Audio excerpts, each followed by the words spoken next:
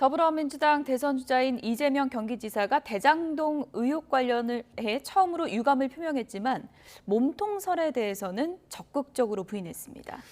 그런데 국민의힘 이준석 대표가 민주당 안에 다른 파벌이 이 지사와 관련한 자료를 갖고 있는 것 같다, 이런 발언을 했습니다. 무슨 얘기인지 국회 취재기자 연결해서 알아보겠습니다. 최하영 기자. 네, 국회입니다.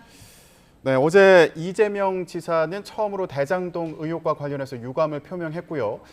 그런데 오늘 이준석 대표가 한 발언, 이거는 무슨 의미일까요? 네, 대장동 의혹의 핵심 인물인 유동규 전 성남도시개발공사 사장 직무대행이 구속되자 이재명 지사는 살피고 살폈지만 그래도 부족했다며 관리 책임을 인정하고 처음으로 유감을 표명했습니다.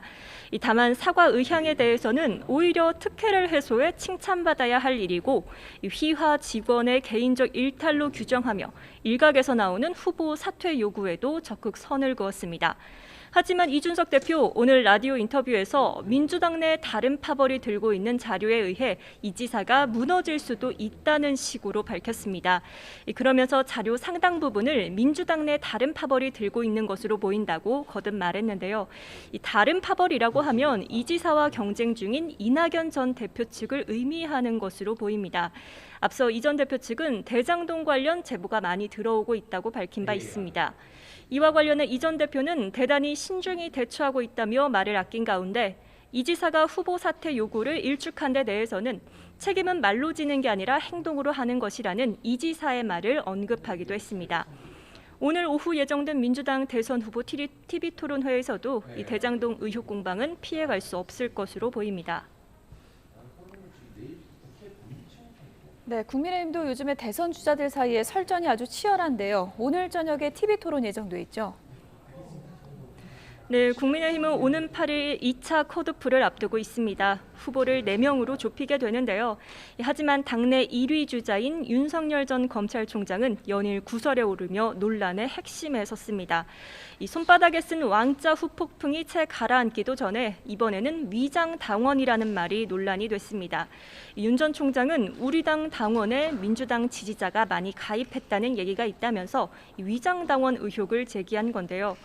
이에 홍준표 의원은 당원 모독이라며 공식 사과를 요구했고 유승민 전 의원도 입만 열면 실언의 연속이라며 1일 1망원으로 온 국민의 조롱거리가 되고 있다고 날을 세웠습니다. 여기에 이준석 대표도 피상적 통계만 본 것 아닌가 싶다며 따끔하게 지적했는데요. 2차 컷오프를 앞두고 마지막으로 열리는 오늘 토론회에서도 이런 윤 전 총장을 향해 공세가 쏟아질 것으로 보입니다. 국민의힘 대선 경선은 윤석열 전 총장과 홍준표 의원, 유승민 의원이 3강 구도를 형성한 가운데 4위 다툼이 치열할 전망입니다.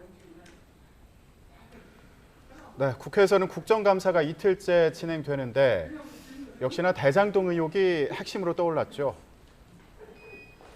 네, 대장동 의혹이 국회 국정감사까지 휩쓸고 있습니다. 이틀째의 오늘도 국감장 곳곳에서는 대장동 관련 여야의 전면전이 치러질 전망인데요. 먼저 법무부를 대상으로 열리는 국회 법제사법위원회 국감에서는 특검 도입 여부를 두고 날선 신경전이 예상됩니다. 특히 국민의힘은 검찰이 친정권 성향으로 수사팀을 꾸렸다며 이 특검 도입을 강하게 요구할 것으로 보입니다. 반면 민주당은 대장동 의혹을 국민의힘 게이트로 규정하고 역공에 나설 예정인 가운데 윤석열 검찰의 고발 사주 의혹으로 반격할 계획입니다. 이와 함께 국회 행정안전위원회의 경찰청 국감에서는 대장동 수사 상황을 두고 여야가 공방을 벌일 것으로 보이고요.